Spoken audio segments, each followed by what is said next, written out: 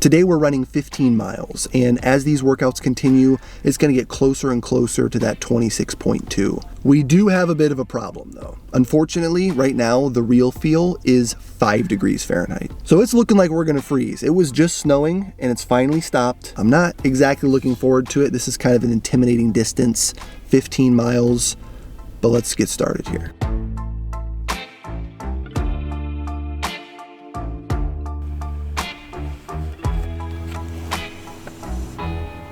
These are so new and crispy. I don't know why, but I do not want to like get them dirty. But after I take them on one run, I won't care anymore. Like my Invincible Run 3s are destroyed. They're so delicate, I don't want to ruin them. All right, Sylvia's on camera duty. She's the best.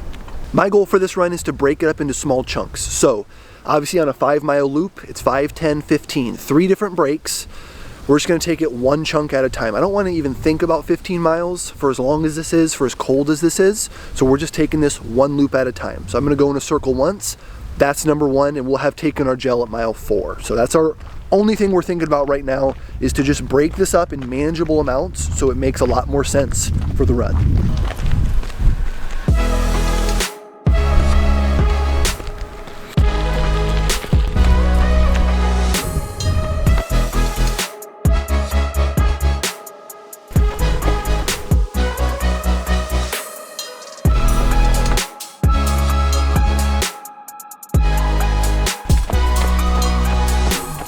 So when I did the Quad City Marathon, I think I took one gel the whole time and then some stops for Gatorade.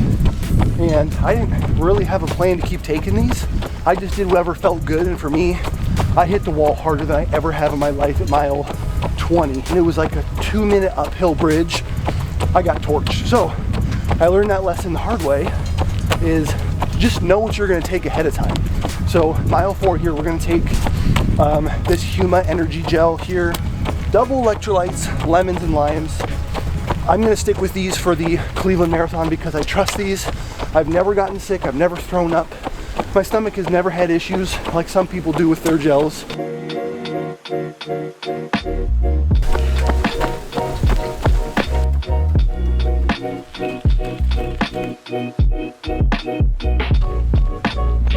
All right, just hit mile 8. Wind is really picking up. We're going with our second gel here, like I said, increments of 4.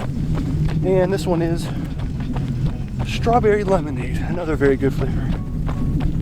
Cheers.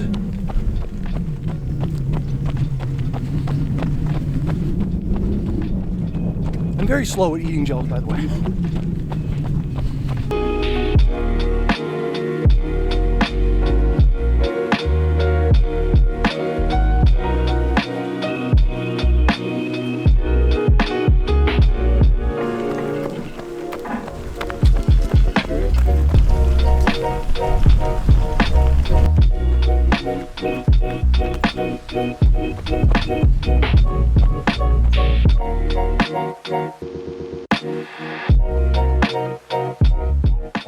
Technically, we're 2/3 of the way done.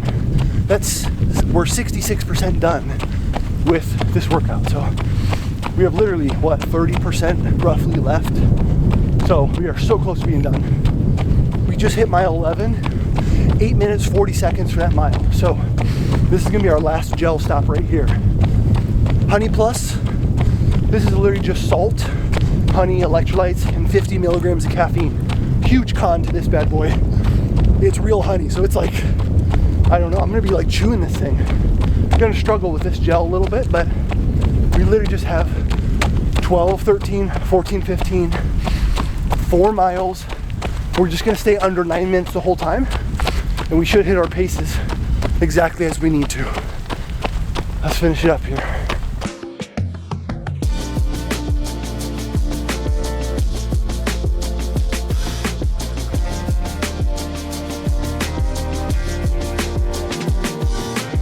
All right, we're almost to 12 miles. I got like a 5K left, maybe. And then let's see, heart rate is at 154 right now, so that's like 1 or 2 beats out of my zone too. So I am feeling really good. My legs are getting tired.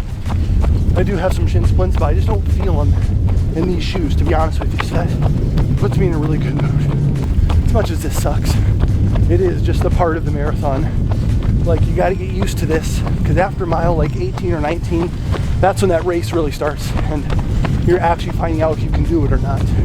Because the first couple are easy, and this is where it's tough. So I don't want to let off the pace now. I want to keep just going straight ahead, holding that 8:30 pace. If we can finish there, I'd be really happy.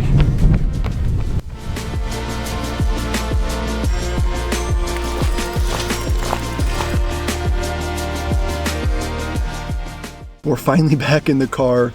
We got our 15-mile long run done, and I am very happy it's done. Very happy with today's effort. Like I talked about earlier, I wanted to come into this run a little bit differently. I wanted to actually have like some type of a strategy, and that's something I don't normally do, and I want to continue to do that for the next 11 weeks as we keep moving toward the Cleveland Marathon. So I'm going to make sure that I keep working on this and perfecting this.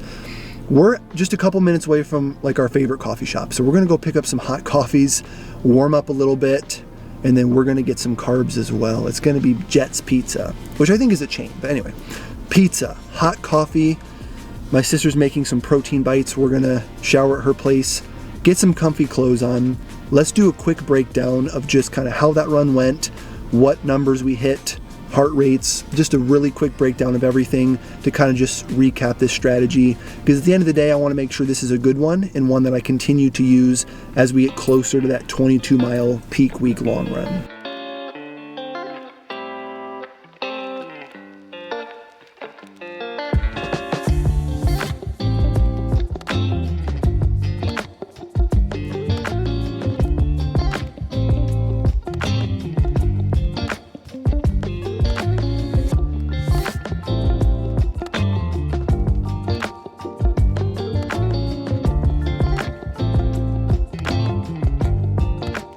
All right, we've kind of had ourselves a day. We went to my sister's house after we got done running. We got our shower there.